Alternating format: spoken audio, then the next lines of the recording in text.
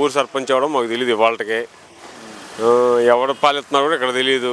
ఇక్కడ మా పిల్లలందరూ పాలిస్తున్నారు. మాకు ఇక్కడ మా ఊళ్ళు లోకల్లోనూ అన్నీ చూసుకుంటున్నారు. మరి సర్పంచ్ అనేవాడు ఎవడే వాళ్ళకి రాలా మాకు 5 ఏళ్ళకి ఇక్కడికి. మరి ఆ సమస్య ఏంటనేది వాళ్ళకి మాకు తెలియదు. అక్కడికి వెళ్ళినా కూడా పంచాయతీ ఆఫీస్లో సర్పంచ్ ఉండడం, అది సమస్య. ఈ సర్పంచ్ పేరేంటి? తెలీదు నాకు, చెప్తున్నాను తెలియదండి నాకు. అది మీదే ఊరు? మాది ఊరే పెరుగుంతున.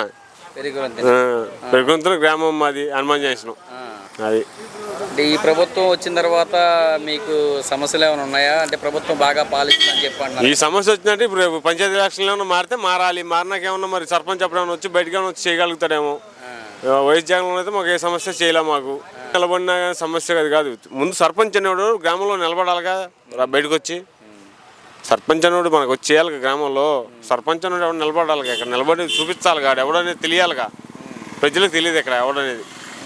ఎవడు సొంత రాజకీయం ఇక్కడ ఆడిదే. అది అంటే ఇప్పుడు ఈ గవర్నమెంట్ వచ్చిన తర్వాత సంవత్సరం వస్తుంది కదా, మీ పిల్లలకి అమ్మఒడి కానీ? అమ్మఒడి పడిందండి. అమ్మఒడి పడింది కదా, మాకు పడింది.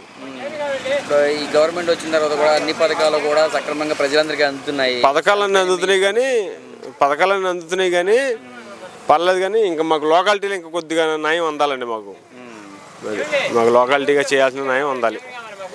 అది సమస్య. ఛానల్ 3ని లైక్ చేయండి, షేర్ చేయండి, కామెంట్ చేయండి. మరీ ముఖ్యంగా పక్కనే ఉన్న బెల్ ఐకాన్ని క్లిక్ చేసి సబ్స్క్రైబ్ చేయడం మర్చిపోవద్దు.